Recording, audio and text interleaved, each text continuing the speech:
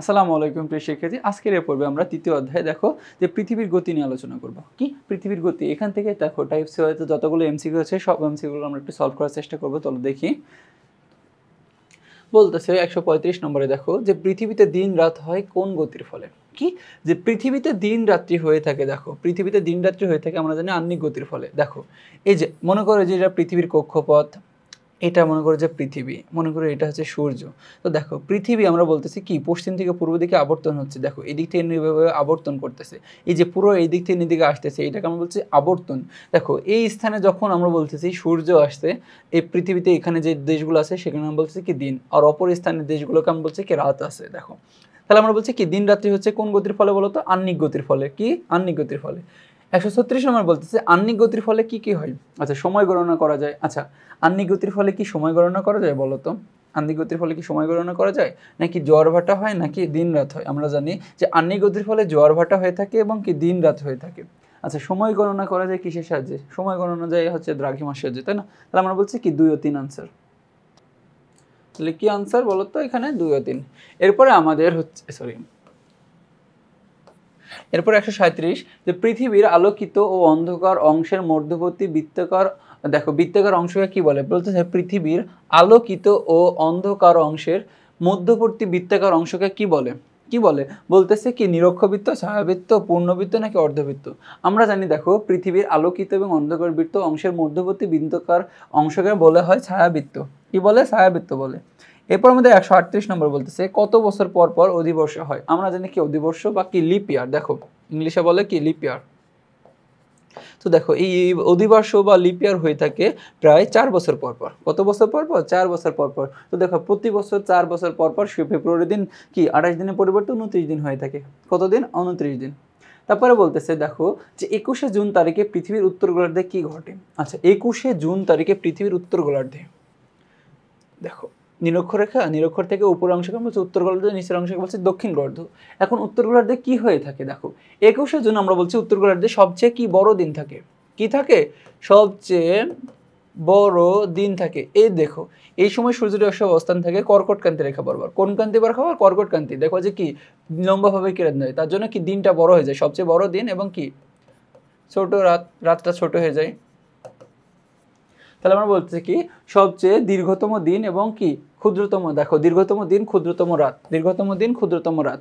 এরপরে আমাদের বলতেছে 140 নম্বরে দেখো যে 23শে সেপ্টেম্বর তারিখে, আচ্ছা সেপ্টেম্বর তারিখে কি হয়? দেখো আমরা প্রথমত জানি যে সেপ্টেম্বর তারিখে সূর্যরশ্মির অবস্থান থাকে এই নিরক্ষরেখা বরাবর। কি রেখা বরাবর? নিরক্ষরেখা বরাবর। দেখো নিরক্ষরেখা বরাবর যখন কিরণ দেয় তখন আমরা বলতেছি উত্তর গোলার্ধে এবং দক্ষিণ গোলার্ধে কি হয়? দিন রাত্রি উভয় সমান হয়ে থাকে। কি হয়ে থাকে? দিন রাত্রি উভয় সমান হয়ে থাকে। এখন দেখো বলতেছে যে 1 নম্বর বলছে সূর্যের আলো বিষুবরেখা বরাবর লম্বাভাবে কিরণে লম্বাভাবে পতিত হয়। আমরা বলছি যে দেখো নিরক্ষরেখার অপর নাম হচ্ছে কি বিষুবরেখা। কি বললাম? নিরক্ষরেখার অপর নাম বিষুবরেখা, লম্বাভাবে পতিত হয়। এবং বলতেছে 2 নম্বর সূর্যের আলো কর্কটক্রান্তি রেখা বরাবর লম্বাভাবে পতিত হয়, এটা হচ্ছে ভুল। এবং রাত দিন সমান হয়, তো আমরা বলছি কি 1 ও 3। কি 1 ও 3, দেখো খ নম্বর 1 ও 3। এরপরে আমরা দেখো আচ্ছা ঠিক আছে এখানে বিষুবরেখা, দেখো নিরক্ষরেখার অপর নাম আছে বিষুবরেখা। এরপরে আমাদের 141 নম্বর প্রশ্ন বলতেছে যে 23শে সেপ্টেম্বর সূর্যরশ্মি মেরুদয়ের কত ডিগ্রি কোণে আপতিত? দেখো যে 23শে সেপ্টেম্বর সূর্যরশ্মি মেরুদয়ের কত ডিগ্রি কোণে পতিত হয়? আমরা জানি যে প্রায় হচ্ছে কি 0 ডিগ্রি। এখন দেখো যে আমরা জানি মনে করো এই যে এটা হচ্ছে নিরক্ষরেখা, আমরা বলছি যে সূর্যরশ্মি যে 23শে সেপ্টেম্বর সূর্যরশ্মি কি নিরক্ষরেখার উপর লম্বাভাবে কিরণ দেয়, আর নিরক্ষরেখার মান হচ্ছে 0 ডিগ্রি। কত ডিগ্রি বলতো? নিরক্ষরেখার মান 0 ডিগ্রি। এখন তার জন্য বলতেছে যে 23শে সেপ্টেম্বর সূর্যরশ্মি মেরুদয়ের কত ডিগ্রি কোণে পতিত হয়? আমরা বলছি কি 0 ডিগ্রি। কত ডিগ্রি বলতো? 0 ডিগ্রি। তার মানে কি গ। দেখো 142 নম্বর কোশ্চেনটা কি বলতেছে যে 23 ডিগ্রি, দেখো 23শে সেপ্টেম্বর সূর্যরশ্মি পতিত হয়। কি বললাম? যে 23শে সেপ্টেম্বর। আচ্ছা 23শে সেপ্টেম্বর দেখো সূর্যরশ্মির অবস্থান থাকে নিরক্ষরেখা বরাবর। কোন রেখা বরাবর? নিরক্ষরেখা বরাবর। নিরক্ষরেখা বরাবর যখন কিরণ দেয় তখন আমরা বলছি পৃথিবীর উভয় গোলার্ধে দিন রাত্রি সমান হয়। তাহলে দেখো নিরক্ষরেখায় 23.5 ডিগ্রি কোণে না, 23 ডিগ্রি। দেখো নিরক্ষরেখার মান হচ্ছে 0 ডিগ্রি, আমরা বলছি কি এটা ক্রস। তারপরে বলতেছি সুমেরু এবং কুমেরু বৃত্ত 66.5 ডিগ্রি। এখন দেখো সুমেরু রেখা আর কুমেরু রেখার মান হচ্ছে কি 66.5 ডিগ্রি, অথবা কি 66 ডিগ্রি 5 মিনিট, ঠিক আছে। এবং মেরুদয়ে 0 ডিগ্রি, এই যে মেরুদয়ে 0 ডিগ্রি থাকে, তার মানে কি হচ্ছে 2 ও 3 গ। এরপর আমাদের 143 নম্বর যে কোন দিনটিকে বাসন্ত বিষুব বলা হয়? দেখো যে কোন দিনটিকে বাসন্ত বিষুব বলা হয়ে থাকে? আমরা বলতেছি দেখো যে বাসন্ত বিষুব বলা হয় 21শে মার্চকে। কি বলতেছি? যে 21শে মার্চকে বলা হয় বাসন্ত বিষুব, ঠিক আছে? দেখো 21শে সেপ্টেম্বর আর 21শে মার্চ আর 23শে সেপ্টেম্বর এই দিন দুইটাতে পৃথিবীর উভয় গোলার্ধের দিন রাত্রি কি হয় বলতো? সমান হয়ে থাকে, তার জন্য এটাকে বাসন্ত বিষুব বলা হয়। এরপরে কোন দিনগুলো পৃথিবীর সর্বত্র দিন রাত্রি সমান হয়? আমরা জানি দেখো যে ক নম্বর কি বলতেছে 21শে মার্চ এবং 23শে সেপ্টেম্বর। হ্যাঁ, এই যে এটা যে 21শে মার্চ এবং 23শে সেপ্টেম্বর পৃথিবীতে সর্বত্র দিন রাত্রি কি হয়ে থাকে? সমান হয়ে থাকে। এই সময় সূর্যরশ্মি অবস্থান থাকে নিরক্ষরেখা বরাবর। কোন রেখা বরাবর বলতো? নিরক্ষরেখা বরাবর। তো নিরক্ষরেখা অবস্থান করার কারণে দেখে যে কি উভয় গোলার্ধে দিন মানে কি যে সমানভাবে তাপ দেয়, তার জন্য বলছে কি দিন রাত্রি সমান হয়। তো দেখো 145 নম্বর কি বলতেছে যে কত তারিখে সূর্যের উত্তরায়ণের শেষ দিন? আচ্ছা দেখো এইটা বলতেছে উত্তরায়ণের শেষ দিন এবং এখানে বলা নেই যে দক্ষিণায়নের শেষ দিন। আমরা জানি যে দেখো যে 21শে জুন হচ্ছে সূর্যের উত্তরায়ণের শেষ দিন। দেখো এই সময় সূর্য 21শে জুনের আগের 1.5 মাস এবং পরের 1.5 মাস মোট 3 মাস হচ্ছে সূর্যরেখার অবস্থান থাকে এই কর্কট ক্রান্তি রেখা বরাবর। কোন ক্রান্তি রেখার? কর্কট ক্রান্তি রেখা বরাবর। তো তার জন্য আমরা বলছি সূর্যের উত্তরায়ণের শেষ দিন হচ্ছে কি 21শে জুন।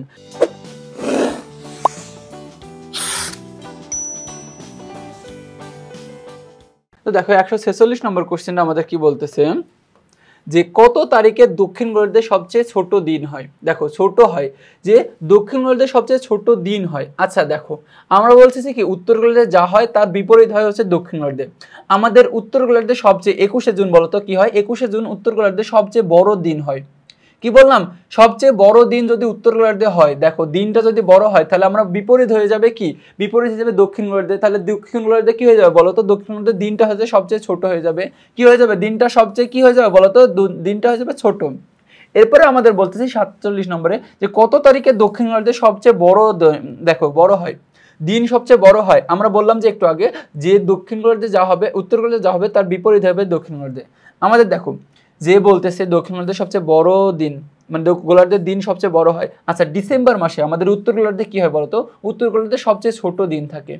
কি সবচেয়ে ছোট দিন হচ্ছে কি ডিসেম্বরে। তাহলে কি দক্ষিণ গোলার্ধে হবে যা সবচেয়ে বড় দিন, তার মানে বিপরীত, তার মানে কি 22শে ডিসেম্বর হচ্ছে কি সবচেয়ে বড় দিন হয়ে যাবে। এরপরে 148 নম্বর কি বলতেছে যে কোন সময় উত্তর গোলার্ধে বসন্ত বিরাজ করে? কি বলতেছে যে উত্তর গোলার্ধে কোন সময় উত্তর গোলার্ধে বসন্ত বিরাজ করে? আমরা জানি যে ফেব্রুয়ারি থেকে এপ্রিল মাস পর্যন্ত কি উত্তর গোলার্ধে কি বিরাজ করে বলতো? বসন্ত বিরাজ করে। এরপরে আমাদের 149 নম্বর কোশ্চেনে যায়। 149 নম্বর বলতেছে পৃথিবীর কোথাও সূর্যরশ্মি খারাপ ভাবে আবার কোথাও তির্যকভাবে পতিত হয় কেন? বলতেছে পৃথিবীর গোলাকার এবং উপত্যকার জন্য, নাকি দূরত্বের তারতম্যের জন্য, নাকি পৃথিবীর চারপাশের চাপা বলে? আচ্ছা কি আমরা বলতেছি দেখো পৃথিবীর কোথাও সূর্যরশ্মি খারাপ হবে আবার কোথাও তির্যকভাবে পড়ে কেন? পৃথিবীর গোলাকার এবং উপবৃত্তাকার। আমরা জানি পৃথিবী গোলাকার আছে এবং উপবৃত্তাকার আছে। উপবৃত্তাকার বলতে কি যে দেখো এইখানে একটু ফাঁকা, এইখানে এমন আছে। তারপরে কি দূরত্বের তারতম্যের জন্য, এখন সব দূরত্বের দিক থেকে কি এখন দেখো এইখানে একটু চাপা আছে, তাহলে এইখান থেকে সূর্যরশ্মির দূরত্ব কম হবে, বেশি হবে, এখানের থেকে কম হবে, তাই না? এবং পৃথিবীর চারপাশে কি চাপা বলে? দেখো পৃথিবীর চারপাশে কি চাপা, তার জন্য আমি বলছি কি 1 2 ও 3। এরপরে আমাদের 150 নম্বর আছে দেখো কি যে সূর্যকে পরিক্রমণকালে, আচ্ছা পরিক্রমণ কি বলতো? এই যে এখান থেকে আসে, মনে করো যে এইখান থেকে এইভাবে এইভাবে এইভাবে এইভাবে এইভাবে এইভাবে আসতেছে, এইখান থেকে এইখানে আসতে যতক্ষণ সময় লাগে সেটাকে বলছে পরিক্রমণ, ঠিক আছে? এটা পরিক্রমণ। পৃথিবী সব সময় কত ডিগ্রি কোণে হেলে থাকে? দেখো সূর্যকে পরিক্রমণকালে পৃথিবী কত ডিগ্রি কোণে হেলে থাকে? আমরা জানি যে পৃথিবী প্রায় 66.5 ডিগ্রি কোণে হেলে থাকে। কত ডিগ্রি কোণে? 66.5 ডিগ্রি। আচ্ছা 66.5 ডিগ্রি কি বলতো? আমাদের একটা সুমেরু ছিল আর একটা কুমেরু ছিল।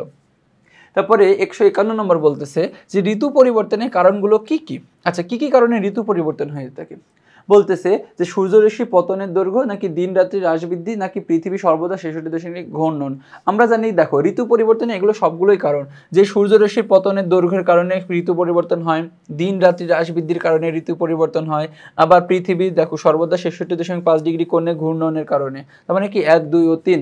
এবং 152 নম্বর কোশ্চেনে কি বলতেছে দেখো সূর্য যখন সূর্য পৃথিবীর নিকটতম স্থানে থাকে তখন তাকে কি বলে? আচ্ছা কি বলে? আমরাও দেখো বলতেছি যে সূর্য যখন পৃথিবীর নিকটতম স্থানে থাকবে তখন বলতেছি আমরা অনুসূর। কি বলতেছি? অনুসূর। দেখো সূর্য পৃথিবীর নিকটতম স্থানে থাকলে অনুসূর, আর দূরে চলে গেলে কি অপসূর। আর বলতেছে দেখো জুলাই মাসে 1 থেকে সূর্য 4 তারিখে পৃথিবীর ও সূর্যের অবস্থানকে কি বলে? 153। দেখো আমরা বলছি কি বাসন্ত বিষুব নাকি অনুসুর নাকি শারদ বিষুব নাকি অপসুর। আমরা দেখো এই যে একটু আগে বললাম যে সূর্য যখন পৃথিবী এবং নিকট, দেখো পৃথিবীর নিকট থাকে তখন আমরা বলছি কি অনুসুর বলতেছি। আবার বলতেছি যে জুলাইয়ের 1 থেকে 4 তারিখে সূর্য কি দূরে অবস্থান করে, পৃথিবী থেকে দূরে অবস্থান করে, তো দূরে অবস্থান করে বলছে কি অপসুর। এরপরে আমাদের 154 নম্বর কোশ্চেনে কি বলতেছে যে সঞ্জয় বিশ্বের বিভিন্ন স্থানে ভ্রমণ করেছে কিন্তু তার দেখা একটি অঞ্চল সূর্য কিরণ কি করে সারা বছর কি তীব্র ছিল। বলতেছে সঞ্জয় বিশ্বের বিভিন্ন স্থান ভ্রমণ করেছে কি কিন্তু তার দেখা একটা অঞ্চলে সূর্যকিরণ সারা বছর তীব্র ছিল, মানে কি তীব্র ছিল। এই অঞ্চলটি হলো কোন অঞ্চল? দেখো আমরা বলছি কি যে নিরক্ষীয় নাকি মেরুবর্তীয় নাকি মেরু অঞ্চল নাকি ক্রান্তীয়। আমরা জানি বলতেছি দেখো নিরক্ষীয় অঞ্চলে সূর্য সারা বছর কিভাবে তির্যকভাবে কিরণ দেয়। কি বলা যে নিরক্ষীয় অঞ্চলে, কি নিরক্ষীয় অঞ্চলে সূর্য সারা বছর কি তির্যকভাবে কিরণ দেয়।